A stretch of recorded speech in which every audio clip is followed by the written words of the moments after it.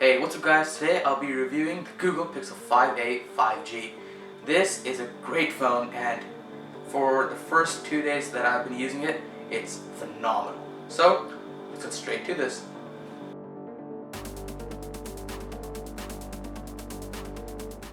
So if you buy your own Google Pixel 5a 5G, it'll come in a box like this. It's pretty nice. So the things that will come inside of it is a 18-watt power brick.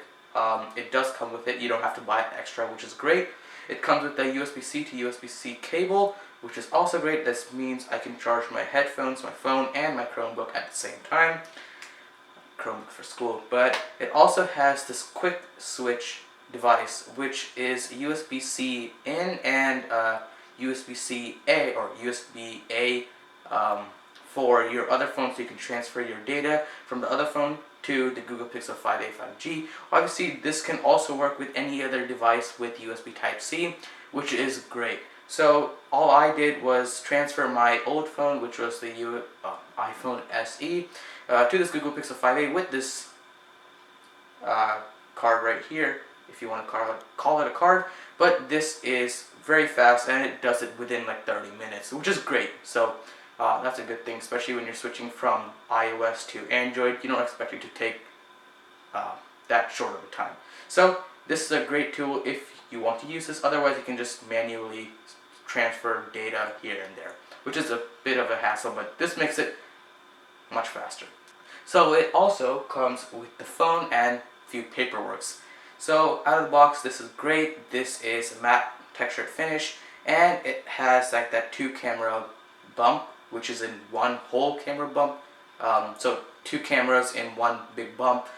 It's actually pretty small, so it's nice. And your fingers do go over it sometimes when you're trying to reach over the fingerprint, which can happen very regularly, but it's fine. It doesn't really make a big mark on the camera bump. Otherwise, the screen is a 6.3-inch screen. It's pretty narrow compared to iOS phones. So compared to the iPhone 12 Pro, which is shown right here, this is much narrower but also taller, which is, in my opinion, much better, so you can reach over to either side much better and much easily, so it doesn't take much effort.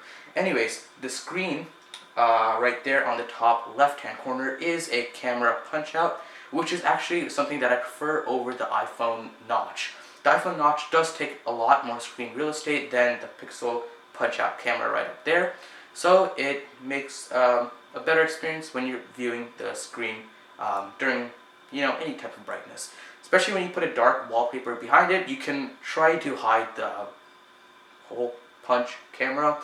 It does work sometimes, but under full lighting you will still be able to see the camera bump, even though the screen is AMOLED. So going to the screen, or going back to the screen, this is a 60Hz 1080p screen, which is totally great. I don't know the nit count, but it does get pretty bright under the sun, and I would say it gets equivalently bright to the 11 Pro and 12 Pro if you're not pixel peeping, and it's pretty good overall, especially the screen. It's only 60 Hz though, which can hurt, I guess, to your brain. Okay, never mind.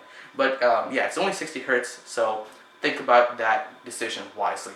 Anyways, the back of the phone is matte. It's some kind of plastic on the back, but underneath the plastic is a type of metal, which is great. It makes the phone heavy and seem lightweight, or not lightweight, but heavy and, expensive and great.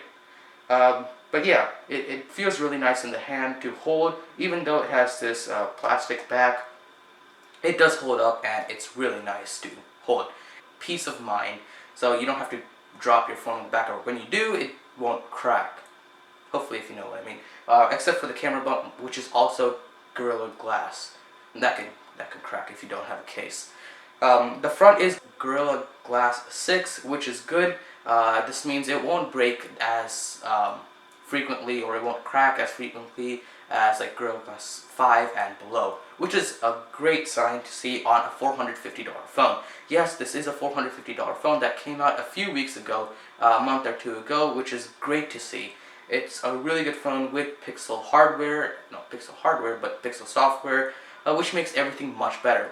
Alright, so when you're buying the Google phone, you're in it for either both or one of these things: the camera experience and the software. So the software on this phone is absolutely amazing. It's obviously stock Android. Stock Android is actually the best out there, except maybe for Oxygen OS, which is also very good on OnePlus phones. But we're not talking about OnePlus phones today.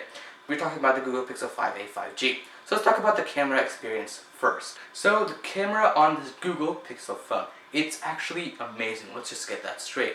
So with the photos, it does amazing in all three lighting situations. Extremely good lighting situations, difficult lighting situations like medium to low light, or like really high exposed lighting situations, and very low light situations. It does great in all three situations. It's really good, and it retains a lot of the detail in the low to medium lighting situations, which is great to see because the 12 Pro does mess up a lot of the times and doesn't retain all of the information in the photo a lot of the time. So this phone in low to medium lighting situations is great. The exposure is actually also very good. Sometimes the iPhones in like very well situations like brighten up the face and overexpose the background, which can lead to bad photos sometimes. But the Google Pixel phones, or especially the Google Pixel 5a and sometimes the 5, since they both have the same hardware and software, do a really great balance and exposure throughout the whole photo, which is great to see. And also, you can also edit it in the camera app if you want to. You can also do the portrait lighting changes, so you can light up the face a bit more, or the background if you want it to be like that. But I just don't really edit my photos a lot, so I just rely on the camera and AI in this phone to make a perfect photo the first time taking the photo, which it does. Let's talk about the video. The video on this phone is also very good. It's not as great as the iPhones, but it does a very good job comparing to the Google Pixel 4 and 4 XL. It does have a gimbal-like situation on the video side, so there are 4 modes that you can choose from. No stabilization, little, light stabilization, strong, or like 2x zoom when you can lock on a subject, which is great. So all 4 of those situations or stabilizations are really good. They actually make it seem like this is being shot on a gimbal or some kind of pro camera, which has really good stabilization. This phone does that by software, and it's really good. It doesn't make it as shaky, and it also retains a lot of the detail when you're taking the photo, or video in this case. Obviously the microphone noise is not as great as the ones in iPhone. That's why a lot of people still choose iPhone video over the Google Pixel phone's video, even though it does great in photo quality. Anyways, let's move on to the software experience. So this Google Pixel 5a 5G has great software. So if you're buying a Google phone, you know what software you're getting yourself into. It's the Google stock Android. It's really, really smooth, makes everything feel fast, smooth, and just more responsive overall. Even with a lower end chip like this has the 765G from Snapdragon, and it still holds up amazingly well. Even when you're gaming, doing normal day tasks like going to Instagram, Twitter, Reddit, whatever you want it to go through. Even a lot of gaming like COD Mobile or a few other racing games like Alpha 9. The only part where it chokes up is in the video part. When you're recording video at 4K 30 or 60 FPS, it does choke and it gets a heating warning after like a minute or 2 of recording, and it just stops recording, and it will show you a notification up top that it has stopped recording because of the heating problem. It's not a really heating problem, it just has bad heating dispersion over the whole phone. Maybe because of the metal and the plastic back, which does not conduct heat very well. But other than that, it's fine. Even for me, since I only record at 1080p 60 FPS, which I don't get a notification like that. Even though I record for like 5, 10, 15 minutes plus, I still don't get that notification. And if you're going to record at 4K 30 or 60 FPS, I would really recommend you not getting this phone and actually get an iPhone, which actually can do very good job when recording at 60 FPS or 30 FPS at 4K. iPhones are actually just much better at video overall in general, even from the other Androids. Let's talk about the battery life. So the battery on this phone is actually very good. The battery is muchly improved than any other phone that I've ever seen in my life, even more than the iPhone 13 Pro and the 12 Pro, which is a great thing to see. So this phone for me, even though I keep it at full brightness all the time, I use a lot of the apps in the background, and I just keep a lot of the apps in the background running, this does not die on me even after the second day ends. So this can last around 2.5 days, especially for me. I know it's going to degrade over time, especially since I use this phone pretty heavily, and I use the 18-watt charger, charging at night after every 2.5 days. So yeah, this battery is very good. This battery can last most people around 2 to 3 days at pretty medium to high end usage. It has a 4,600 milliamp hour battery with Google optimization. Since they also have their own software on this phone, it works very well and it lasts forever. Seriously. So after the first day of using this, I had around 60% battery left with full brightness, a little bit above 60% battery left.